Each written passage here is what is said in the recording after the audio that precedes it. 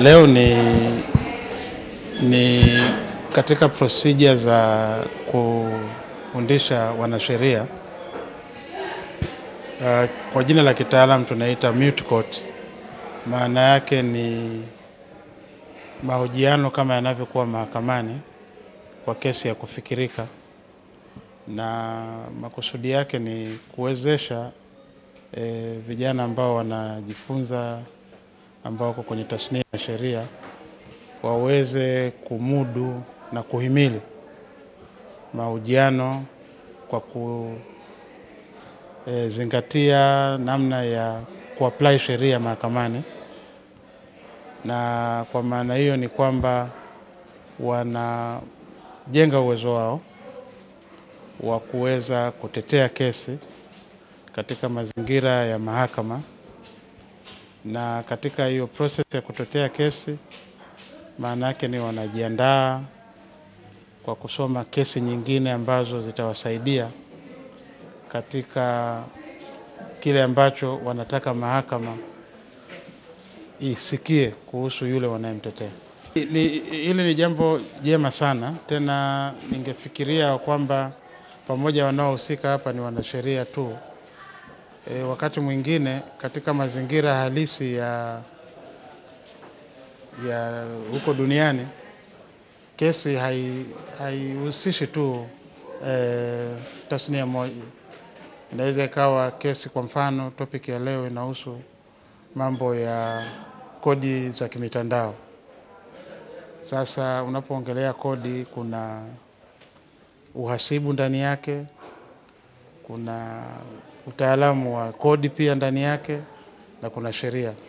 Kwa hiyo nafikiri ukichukulia kwamba hii ni mara ya 5 sasa wanafanya jambo kama hile, ingetakiwa pia pengine tasnia nyingine zingekuwa zinafanya mambo kama haya, na siku moja iwepo ambayo inaunganisha tasnia nyingi kwa wakati mmoja, kama ilivyo katika uhalisia. Kwenye kesi kama inahusu mambo ya ujenzi, kutakuwa na maengineer, kuna maloya, kuna wakaguzi. Huo ndio uhalisia. Kwa hiyo wakati mwingine tunapokuwa tunajaribu kuakisi uhalisia, inabidi tupanue wigo ili ule uhalisia uwe timilifu zaidi. Lakini kwa kuanzia, ninafikiri ni jambo jema sana, linabidi liendelezwe, linawajenga vijana na wanakuwa na focus. Wanakuwa na dira ya nini wanategemea kuwa, wapi wanapungua, kwa sababu wanaposhindana atajitambua kwamba hapa nimepungua, kwa hiyo atajiongeza, na pale ambapo amefanya vizuri atagundua kwamba inabidi akaze mwendo. Kwa hiyo ni jambo jema sana ambalo ndio maana Commissioner General kupitia maombi ambayo yamewakilishwa ameona ni vyema pia kuwa katika watu ambao wanafadhili shughuli kama hizi, kwa sababu TRA kama mwajiri, TRA kama mdau, kukiwa na wanasheria wabovu, ni kwamba moja kwa moja itaathiri shughuli za TRA. Na kama tunaweza tukatengeneza wanasheria wazuri, shughuli za ukusanyaji wa mapato, jamii kuelewa umuhimu wa mapato, na shughuli nzima zikawa nyepesi zaidi, itakuwa ni rahisi tunapokuwa na wanasheria wazuri. Kwa hiyo ndio maana TRA haijasita kuweza kufadhili hizi shughuli, na nafikiri kwa matokeo mazuri itaendelea kwa jinsi ambavyo Commissioner General ataendelea kuona inafaa. Sisi kama Victors Hub Limited leo tunafanya mashindano ya 5 tangu mwaka 2021, na huu ni mara ya 5 tunafanya mashindano ambapo tunachukua wanafunzi kutoka vyuo mbalimbali, wanakuja hapa kushindana na kuweka ule uhalisia kama wa kimahakama. Na lengo kuu ni kuhakikisha kwamba wanafunzi hawasomi tu nadharia kule shuleni, lakini pia wanakuja kupata kuona namna gani ambavyo mashindano au namna gani ambavyo sheria mahakamani zinafanyika. Lakini pia sio tu kwa maana ya kufanya sheria kwa vitendo, lakini pia tunajikita zaidi kuangalia maeneo mbalimbali ya sheria ambayo yanaibukia, maeneo mapya. Utakumbuka mwaka jana tulikuwa na sheria za fedha za kimtandao, mwaka huu tuko na sheria za kodi za kidijiti. Kwa hiyo lengo letu ni kuamsha au kuweka mjadala katika jamii wa namna gani ambavyo maeneo yanayoibukia yana changamoto gani, na namna gani ambavyo tunaweza tukashirikiana na mamlaka husika za serikali kuweza kuleta majibu au matokeo ya namna ya kuziendea maeneo mapya ya sheria ambayo yanaibukia. Na utaona mwaka huu hawa mamlaka mapato Tanzania wametupa support, kwa sababu nimesema kwamba mwaka huu tunajikita katika sheria za kodi zinazoibukia, sheria za kodi za kidijiti. Kwa hiyo umeona kwamba hata hapa alikuwa anazungumza kamishna wa TRA ameendozi ili kwamba ni jambo jema, kwa sababu ni muhimu sana sasa jamii ikaweza ikajua kwamba kodi hazichajiwi tu tena kwa makaratasi, lakini pia kuna mitandao, tumeona hata mawinga, kulikuwa na mjadala mkubwa sana ulipita wa mawinga wa mitandaoni, nao wameingia kwenye kodi. Kwa hiyo mijadala kama hii ya kisheria ni muhimu sana kwa ajili ya kuwapa, kwanza kutoa elimu kwa jamii, lakini kuibua mijadala na majadiliano ya namna gani ambavyo sheria hizi zinaweza zikaja madhara yake na nini kirekebishwe.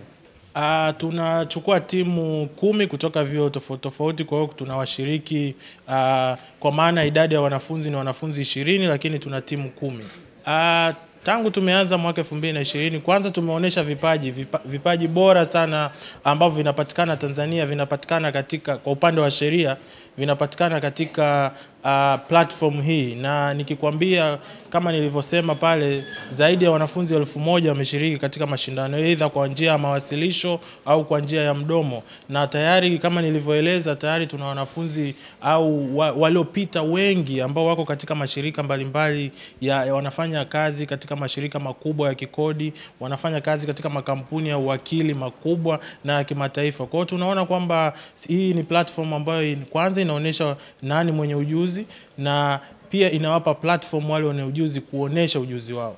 Leo hii tuko hapa kama wabia na washiriki katika kuandaa mashindano haya ya nadharia katika mfumo wa kuweza kuigiza kama mahakama na kuangalia namna gani ya kuonyesha vipaji katika sheria. Mwaka huu imekuwa ni tofauti, tunaangalia kuhusu mambo ya kidigitali na kuhusu fedha, kutoza kodi kidigitali, ambao ni eneo jipya na ni eneo ambalo lina uchechemuzi mpya katika nchi yetu. Lakini vile vile ni namna mojawapo ya kuwasaidia wanafunzi au washiriki ambao katika tasnia ya sheria kuweza kuelewa, kuweza kupata ujuzi, kuweza kupata ujasiri na kupata uelewa endapo watapokuwa wamemaliza elimu hii ya sheria na kuweza kufika katika kuwa mawakili, waweze kufanyaje katika tasnia yetu. Lakini sisi kama mwenyekiti wa Umoja wa Mawakili Vijana, ninatambua kwamba hao mawakili wakiapishwa wanakuwa ni wanachama wetu.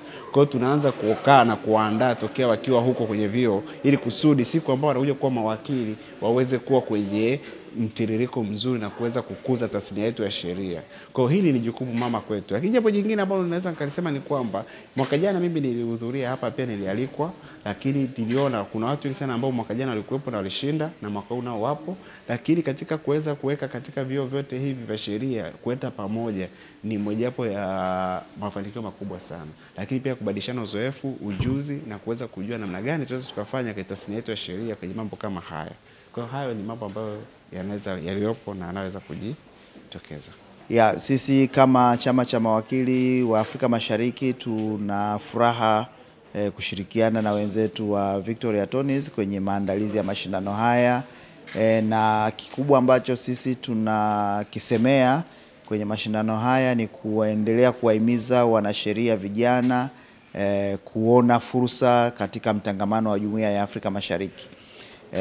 Kama wanasheria vijana tunaamini wao wana nguvu ya kuweza kutazama fursa katika Jumuiya ya Afrika Mashariki ambayo pengine wanasheria wengine wenye umri mkubwa hawawezi kuiona. wao wana kile kipaji cha kutumia teknolojia, wana kipaji cha kukutana kwenye makundi sogozi ya kitaaluma. Kwa hiyo wanaweza kuona kwa ukaribu zaidi fursa zilizoko katika nani, lakini pia wana nguvu ya kuweza kufanya tafiti na kuangalia namna teknolojia mbalimbali zinavyoweza kusaidia kwenye shughuli zao. Sasa sisi kama Jumuiya ya Afrika Mashariki tuna jukumu hilo la kuangalia ni namna gani tunawapa vijana wa Kitanzania fursa ya kuweza kuchangamkia fursa zilizoko.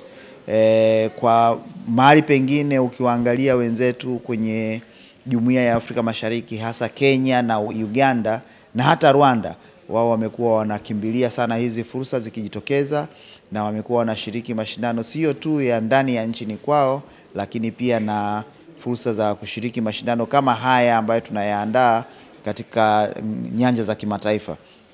Kwa hiyo tunataka tuwajengee vijana wetu uwezo, vijana wa Kitanzania, ili na wao waweze kuona fursa hiyo ya kushiriki, kwa sababu kushiriki huko ndio kunakowapa fursa ya kuweza kuona manufaa ya kile wanachokifanya, lakini kupata elimu bora na utaalamu wa kutosha kwenye yale ambayo wanayafanyia kazi. Na tunaamini tukiwafanya hayo wakiwa vijana, bado wakiwa katika level ya wanafunzi, basi inakuwa ni vizuri zaidi kwao, kwa sababu wanapata hamu, lakini wanapata na ari ya kuweza kuyatekeleza wakati watakapojiunga rasmi kwenye vyama vya kitaaluma, kwa maana ya chama cha mawakili Tanzania bara na chama cha mawakili wa Jumuiya ya Afrika Mashariki.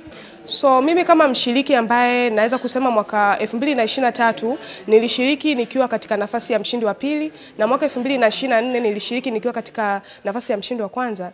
Naweza kusema kwamba mashindano haya yamekuwa ni mashindano ambayo yamebadilisha maisha yangu. Naweza kusema ni mashindano ambayo yameboresha zaidi ujuzi wangu, yameboresha zaidi vitu mbalimbali ambavyo mimi kama wakili vinanisaidia hata sasa hivi ambapo niko kwenye practice. Nakumbuka nilivyoshiriki mwaka jana 2024, mimi pamoja na mwenzangu Robert Sylvester Majige tuliibuka kuwa washindi, na kwa kupitia ushindi huo basi nikapata kazi kwenye ofisi ya mawakili ambao ninafanya kazi kwa sasa. Kwa washiriki ambao wanashiriki mwaka huu, kitu ambacho naweza kuambia ni kwamba mashindano haya yatawajenga kiakili, yatawakuza kitaaluma, yatawafanya wawe na uelewa tofauti na ule ambao wanaupata madarasani. Kama mimi nilipata juzi mbalimbali ambazo zimenisaidia hata sasa hivi katika utekelezaji kazi wangu nikiwa kama wakili, lakini pia jukwaa hili linawakutanisha wanafunzi, linawakutanisha stakeholders. Kama mwaka huu tumepata sponsorship kutoka TRI.